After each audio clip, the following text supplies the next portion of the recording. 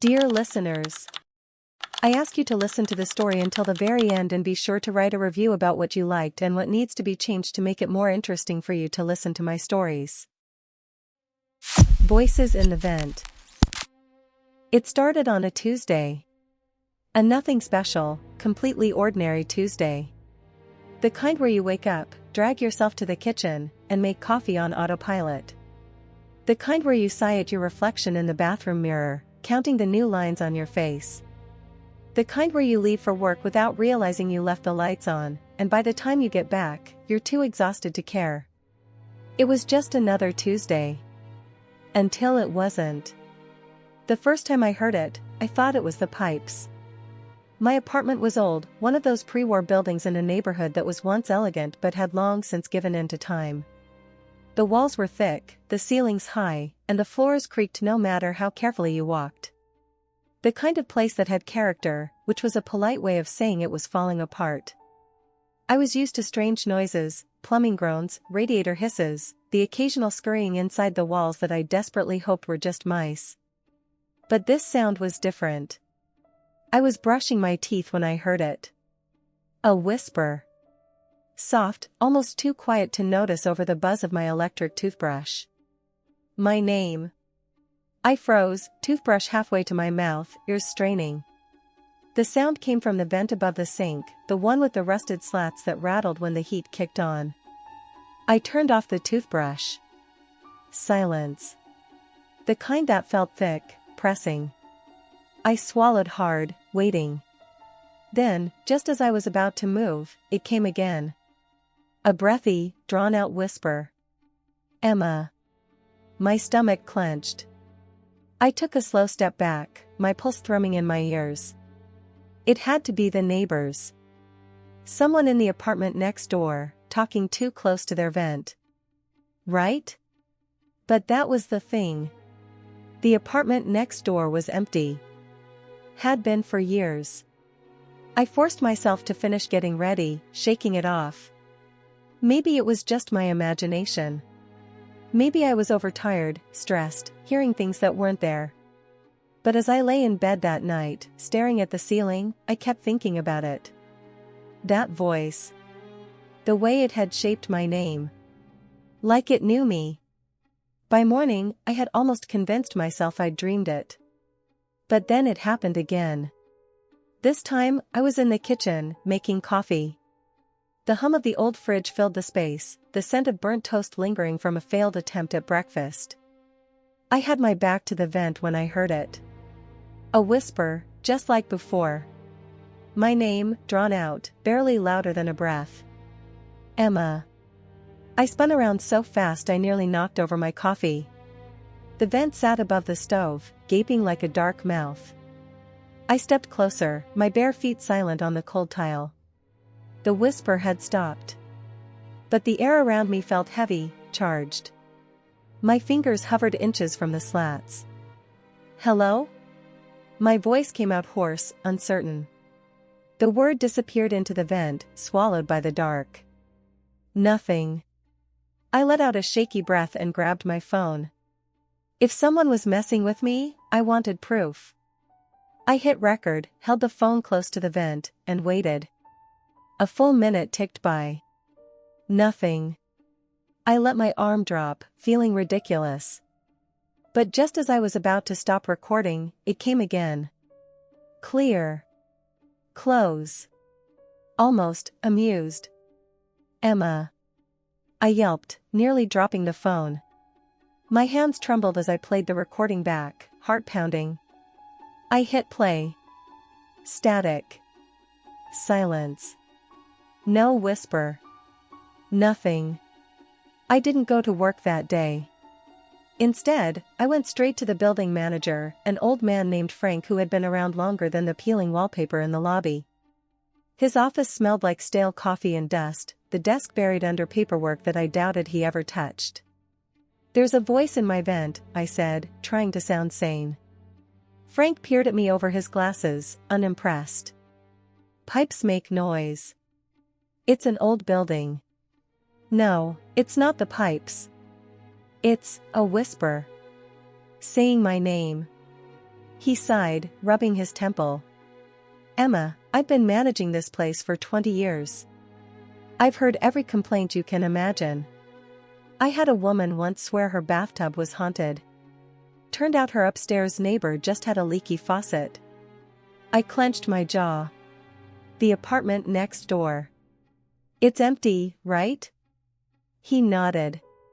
Been that way for a long time. No tenants, no squatters, nothing. I swallowed. Then how do you explain it? Frank leaned back, eyes unreadable. Look, if it makes you feel better, I'll check it out. But I promise you, there's nothing there. I didn't believe him. That night, I barely slept. Every creak, every groan of the old building made my skin crawl. I left the light on, my phone clutched in my hand like a lifeline. The whisper didn't come. Until 3 a.m. I woke to the sound of my own name. But this time, it wasn't soft. It wasn't distant. It was right next to my ear. I bolted upright, heart hammering. The room was dark, the shadows stretching long against the walls. My breath came in sharp, uneven gasps. And then, from the bathroom, a slow, deliberate creak. I turned my head, every muscle locking in place. The bathroom door stood ajar, the light from the hallway casting a pale sliver inside. The mirror above the sink was visible from my bed, its surface reflecting the dim glow. And in it, I saw myself. But I wasn't facing forward. My reflection had its back to me. I couldn't move. Couldn't breathe. The figure in the mirror stood motionless, shoulders tense, head tilted slightly, as if listening. Then, slowly, it began to turn. The whisper came again, but this time, it wasn't from the vent. It came from the mirror. And it wasn't alone. The apartment felt colder than usual that night, though the thermostat showed the same steady temperature as always. I wrapped myself in a blanket, curled up on the couch, and tried to focus on the movie playing in front of me, but my attention kept slipping. The hum of the refrigerator in the kitchen seemed oddly distant, the occasional creaks in the old wooden floorboards a little too sharp. It was the kind of night where the silence felt heavier than the noise, pressing down like something unseen lurking in the corners of the room. And then I heard it again, so soft, so insidious, it almost seemed to slip past my conscious mind before I could process it. A whisper, threading through the air, barely audible over the sound of the TV. At first, I thought it was part of the movie, some eerie background sound effect meant to set the mood. But as I pressed the volume button on the remote, silencing the dialogue on the screen, I realized the whispering hadn't stopped. It came from somewhere behind me, low and breathy, brushing against my ears like something intimate and unsettling at the same time. My heartbeat spiked as I turned my head, my eyes scanning the dimly lit room, searching for any explanation. The windows were closed. The front door was locked. There was no way sound could be coming from outside. And yet, it was there, a distant murmur, a shuffling, the unmistakable sensation of something stirring where nothing should be. I forced myself to breathe slowly, convincing myself it had to be a trick of the mind, an overactive imagination fueled by too many late-night horror movies. Maybe it was the pipes, or an echo from a neighboring apartment. But as I sat frozen, straining to listen, the whisper sharpened into something more distinct, words, broken and hushed, slipping through the grates of the old air vent above the couch. My name. A cold chill ran down my spine, and I shot up from the couch, staring at the metal slats as if expecting something to push through them. It had to be a coincidence. A bizarre, unnerving coincidence. Maybe someone was in the apartment next door, maybe they were talking about me. But as far as I knew, that place had been empty for years. The thought sent a fresh wave of unease crawling through my chest, my pulse hammering in my throat. I needed to be rational. I needed to check. Grabbing my phone, I stepped carefully toward the vent, my bare feet pressing into the old, cool hardwood floor. The whispering had stopped, leaving behind only the faint hum of the building settling. I hesitated before kneeling down, reaching out, and pressing my ear to the vent's surface. The metal was cold against my skin, the tiny ridges pressing into the side of my face. For a long moment, there was nothing, just silence, deep and still. And then, just as I was about to pull away, the whisper returned, closer now, clearer. It wasn't just saying my name anymore. It was laughing. I jerked back so fast I nearly lost my balance, my phone slipping from my grasp and clattering to the floor. My breath came in shallow gasps, my skin prickling with the kind of fear that felt too real to ignore. I scrambled for my phone, my hands shaking as I unlocked it and immediately searched for the building manager's number. I wasn't about to sit here alone and let my brain spiral into paranoia. It took 3 rings before the gruff voice of Mr. Hargrove, the old and perpetually annoyed manager, answered on the other end. Yeah. I hesitated for a second, feeling suddenly ridiculous, like a child complaining about monsters under the bed. But the whisper was still echoing in my mind, and I forced the words out. Hey, I know this is gonna sound weird, but I keep hearing something from the vent. Like, voices. Is there anyone in the unit next to mine? There was a long pause. Too long. A pause that made my stomach twist uncomfortably, my fingers tightening around the phone. When he finally spoke, his voice was slower, more careful. No one's been in that apartment for years. No tenants, no guests. That place has been locked up since the last guy left. I swallowed hard, my mouth suddenly dry. Are you sure? Maybe someone got in somehow? Squatters or... There's no one in there. His voice was firmer now, almost irritated. I would know.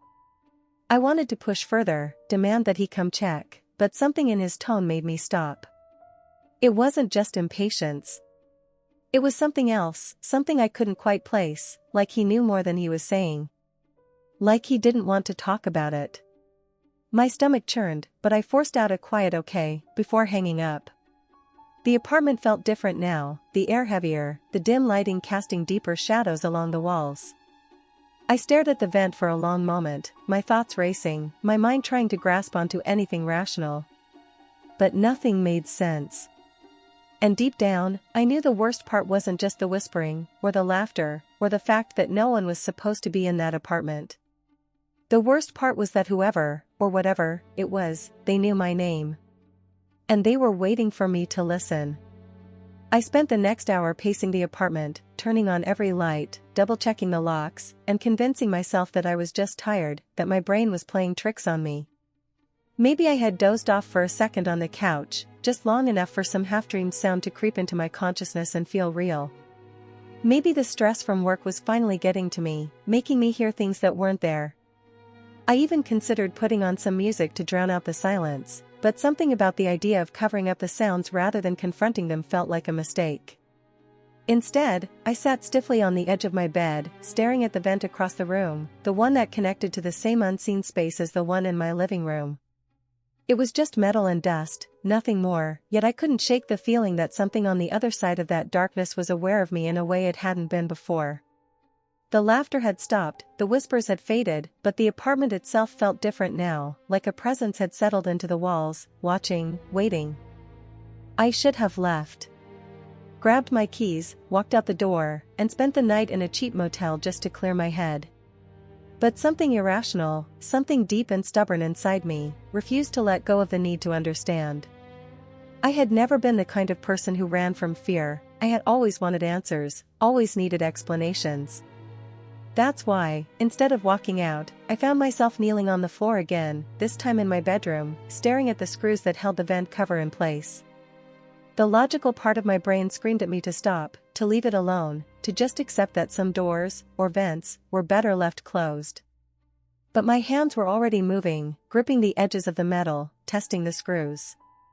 They were loose. Too loose, like someone had already tampered with them before.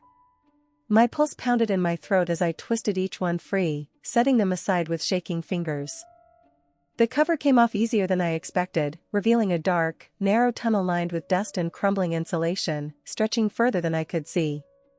The air that drifted out was stale, carrying the scent of old wood and something else, something faint but sour, like decay hidden beneath layers of time. My stomach clenched as I leaned in, peering into the blackness, half expecting to see a pair of eyes staring back at me. There was nothing. Just silence and emptiness. And then, movement. A shift so subtle I almost convinced myself I imagined it. A ripple in the darkness, like something small and quick retreating further into the tunnel. My breath caught, my instinct screaming at me to back away, but I couldn't move. The silence stretched, thick and expectant, until finally, I heard it again. The whisper. Closer than before, curling out of the darkness, wrapping itself around my thoughts like cold fingers. Come see. I lurched back so violently I knocked over the bedside lamp, the bulb shattering against the hardwood as I scrambled away from the open vent, my pulse a deafening roar in my ears. I didn't stop moving, didn't even look back as I grabbed my phone and rushed out of the bedroom, straight into the kitchen where I could at least feel the solid presence of the apartment around me. My breaths came in ragged gulps, my fingers shaking so hard I nearly dropped my phone as I fumbled to open it. I needed to call someone. The police? The building manager? A friend? But what the hell would I even say? That I had opened a vent and something inside had spoken to me? That it had invited me in? The idea of explaining it out loud made me feel insane, and I hesitated, my thumb hovering over the screen, caught between logic and sheer, unshakable terror. And then, footsteps. Not mine. Not in my apartment. From the other side of the wall. Slow, deliberate, dragging just enough to sound wrong. The air in my lungs froze as I turned toward the sound, my eyes locked onto the wall that separated my apartment from the supposedly empty one next door. The footsteps continued, shuffling closer, moving in time with the frantic pounding of my heartbeat. They stopped just as they reached the section of the wall where my living room vent was. A long, slow exhale. And then, in a voice that was no longer a whisper, no longer distant or vague, but right there, just on the other side of the wall, came the words that sent ice splintering through my veins. I knew you'd listen. I didn't think. I ran. I was out the door and into the hallway before I even realized I had moved, my breath coming in sharp, panicked gasps as I fumbled to lock the door behind me. The hallway was dimly lit, empty, stretching in both directions with nothing but the faint hum of the fluorescent lights above. My mind screamed at me to get out, to run down the stairs and out of the building, but some desperate, reckless part of me needed to see. Needed to know if I was losing my mind or if something was really in there. My steps were hesitant as I turned toward the door of the apartment next to mine. Apartment 13. It looked the same as it always had, old, abandoned, untouched. The number plate on the door was slightly crooked, the paint peeling at the edges. I raised a trembling hand and pressed my palm against the door, feeling for any vibration, any sign of movement on the other side. The silence stretched again, thick and waiting. And then, as if the building itself was breathing, the door handle slowly, impossibly, began to turn from the inside. I staggered back, my pulse hammering in my throat as the handle twisted with an agonizing slowness, the metal creaking like old bones shifting in their sockets. The door didn't open, not fully, but just enough for a thin, jagged crack to appear, a slice of blackness so absolute that it swallowed the dim light of the hallway. Cold air drifted out, carrying with it a smell that made my stomach churn, something stale and damp, like earth packed too tightly over something that should have been left undisturbed. I wanted to turn and run. Every instinct in my body screamed at me to get the hell out, to put as much distance as possible between myself and whatever had been whispering to me through the vents. But I couldn't move. It wasn't just fear that held me there, it was something deeper, something that curled around my thoughts and pulled, like invisible fingers weaving through my brain. The same force that had made me press my ear to the vent, the same terrible curiosity that had made me take out those screws, was now keeping me rooted in place as that crack in the doorway widened just a fraction more. A shape loomed in the darkness beyond, something tall and thin, barely distinguishable from the shadows themselves. It didn't step forward, didn't try to push the door open any further, but I could feel it there, hovering just out of reach, waiting. My breath hitched as I realized the air had gone completely still. No hum from the hallway lights, no distant sounds of the city through the windows, nothing. Just silence, deep, endless, suffocating. Then, so quietly I almost didn't catch it, the voice came again. Not from the doorway this time, but from all around me, slipping through the cracks in the walls, curling out of the vents, wrapping around my thoughts like smoke. You already let me in. Something snapped inside me. The weight pressing down on my limbs released all at once, and before I could second-guess myself, I turned and bolted down the hallway. My feet barely felt the ground beneath me as I sprinted for the stairwell, taking the steps two at a time, nearly tripping in my desperation to reach the exit.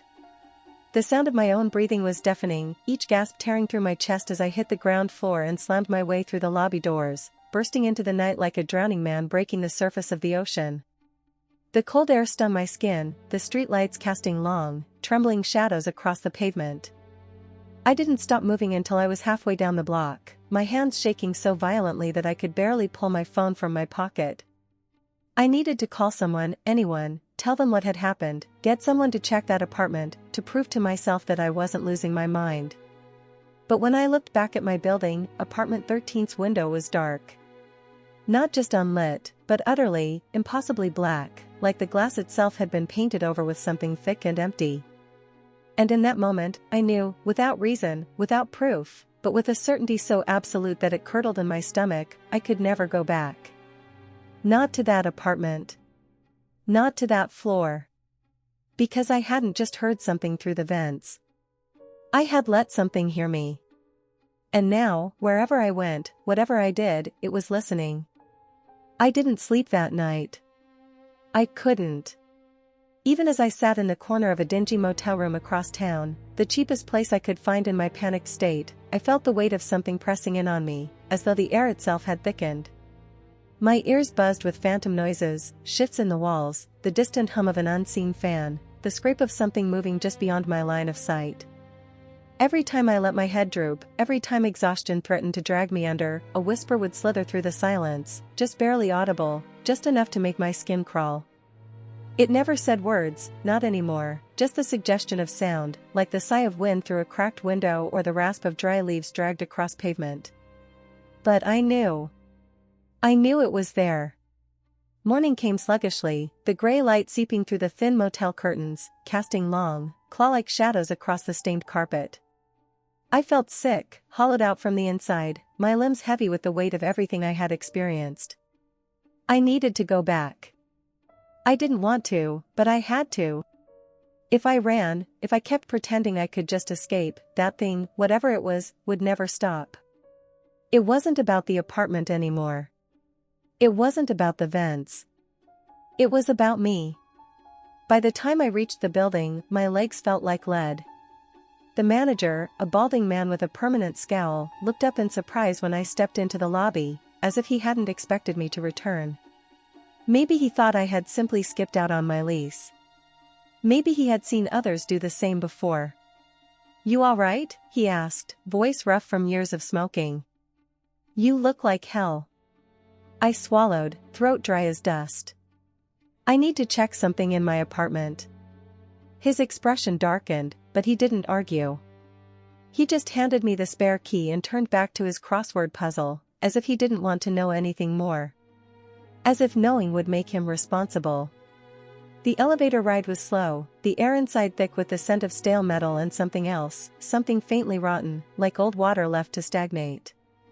When the doors slid open, the hallway was exactly as I had left it, the walls the same dull beige, the overhead lights flickering intermittently. But something was wrong. The air was too still, too heavy, as though the entire floor was holding its breath. I hesitated in front of my door, key poised above the lock. I could leave. I could turn around right now and walk away, pretend none of this had ever happened. But the whisper of sound behind me stopped me cold. Not from the vent this time, not from the walls. From the other side of the door. Slow. Deliberate. The unmistakable shuffle of bare feet on wood. My stomach twisted violently, but my hand moved on its own, the key sliding into the lock with a quiet snick. The door swung open, revealing the dim interior of my apartment. It looked the same furniture, same scattered belongings, but the air was thick, suffocating, charged with an energy that made my skin prickle. The vent in the living room gaped open, the screws I had removed still scattered across the floor. And then, a sound. A breath. I turned toward the bathroom. The door stood slightly ajar, a thin sliver of darkness visible between the hinges. My pulse pounded in my ears as I stepped forward, each movement sluggish, like wading through water. The mirror inside faced the doorway, its surface streaked with faint smudges. I wasn't looking into it. Not at first. But then, something shifted at the edge of my vision. I froze. My reflection stood there, just as it should have. Same tangled hair. Same hollow-eyed exhaustion. But it wasn't right. My breath hitched as I realized what I was seeing. It wasn't facing me. It stood with its back turned, perfectly mirroring my stance, the shoulders rising and falling with slow, measured breaths. A slow, creeping horror settled into my bones, my skin tightening as every instinct screamed at me to run. But I couldn't move, couldn't breathe, couldn't think. Then, so quietly that the sound barely reached me. It whispered my name. And it smiled. The voices didn't stop.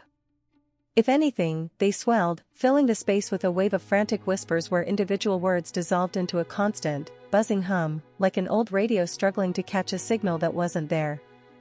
I wanted to run, to bolt out of the apartment, but my legs wouldn't move. My body was frozen in place, as if my will had been burned away by an unseen gaze drilling into me from somewhere deep inside. My heart pounded so hard I swore I could hear it echoing in the pipes, blending with the voices that no longer whispered my name but laughed, softly, muted, with an eerie tenderness, like cold fingers brushing against my spine. I couldn't look away from the mirror, too afraid to even blink. My reflection stood there, still turned away from me, no longer mirroring my movements. It was something else, not me. Its shoulders trembled, like it was laughing along with the voices, and its neck twisted at an unnatural angle, like it was about to turn. But I didn't let it. With a scream, I lunged backward, grabbing the nearest towel and hurling it at the mirror. The shattering glass exploded through the air, the crash slicing through the noise, and for a split second, everything went silent. I stumbled out of the bathroom, slamming the door shut, but the sound hadn't left me. It was inside me now, like the pipes had fused with my bones, their hollow chambers vibrating with the laughter that wouldn't stop. I rushed to the front door, grabbed the handle, yanked hard, locked. What the hell? I never locked it. My fingers trembled as I fumbled with the lock, but it wouldn't budge, like someone was holding it from the other side. I banged on the door, screaming, pleading, until I felt it. Something moving behind me. Don't turn around. Don't look. But I could feel it. The breath on my neck. The scent of dust and mildew. The slow, deliberate sound of footsteps, not on the floor, but closer, much closer, like they echoed from inside my own skull. And then, a voice. Not a whisper this time, but clear, almost gentle, so familiar it made my stomach turn. You left me waiting for too long. But now, we're together. And then the shattered glass on the floor shifted, rearranging itself into strange, twisting symbols I couldn't understand. The room darkened, the light flickering until it finally died out completely. The last thing I saw, my own shadow. But it wasn't copying me anymore. It reached for me. And then the darkness swallowed everything.